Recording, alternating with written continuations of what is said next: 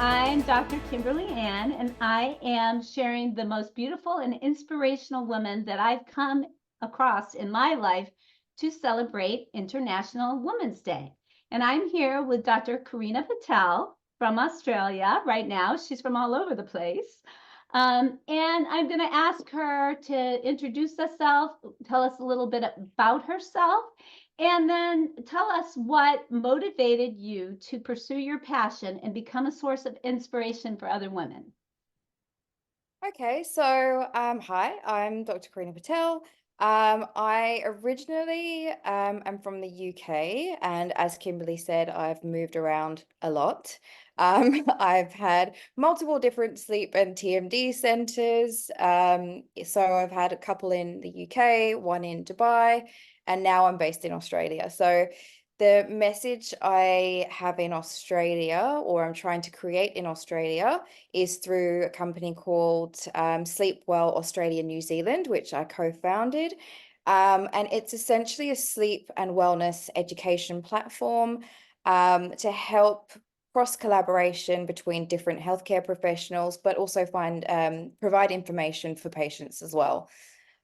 Just yesterday, we were on a webinar, and one of the listeners had all these symptoms and she didn't know who to go to. And she was 30 years old, been suffering from daytime sleepiness, and everyone has been telling her that she's crazy. So it's definitely out there. The word needs to be spread. And yeah, she didn't even know which type of test to go and take. So yeah, there's a lot of information to share, and I'm happy to share everything with you guys.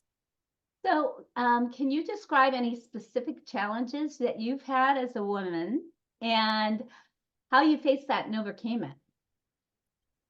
So, and I am aware that I still look pretty young, but I would say the biggest challenge, I came into this when I was 25. Um, and the other people that were around me at the time, or people that I'd aspired to, colleagues and all of that kind of stuff, they were generally, I would say, 50-year-old male colleagues. And I was like this little, I don't know what I was at the time,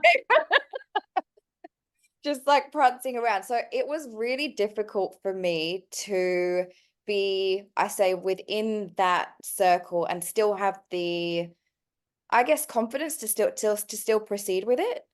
So I think the way that I overcame it was essentially to just keep learning more and keep putting it out there that there is, a message to be spread, and I'm happy to do it. But yeah, I would say the first 10 years of this was probably people looking around going, what is she doing? What is she doing? So yeah, I think that for me was the biggest challenge. But hey, I've got gray hairs now and I'm getting there, so people don't see that so much anymore. Yeah. But yeah, Well, yeah, it's amazing. And I know you're also a mother, and it's also a challenge to juggle that.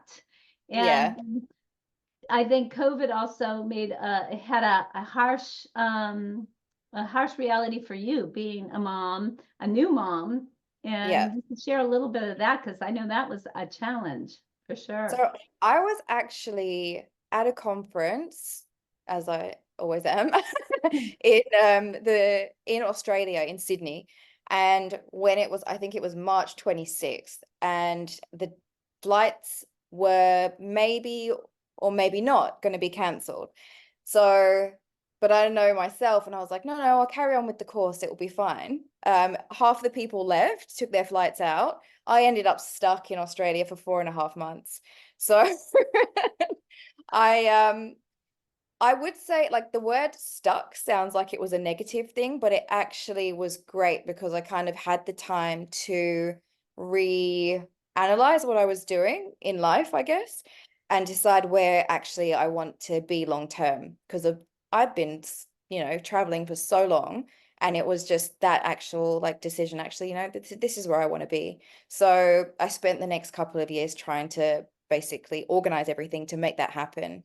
And then, yeah, so now we've got the the education platform, and we're doing mentoring and all sorts of things, but it came from that moment. So Wow. So a transformation from a huge challenge. yeah. That's amazing. Well, I want to take a moment to just thank you for sharing your heart with us and inspiring other women.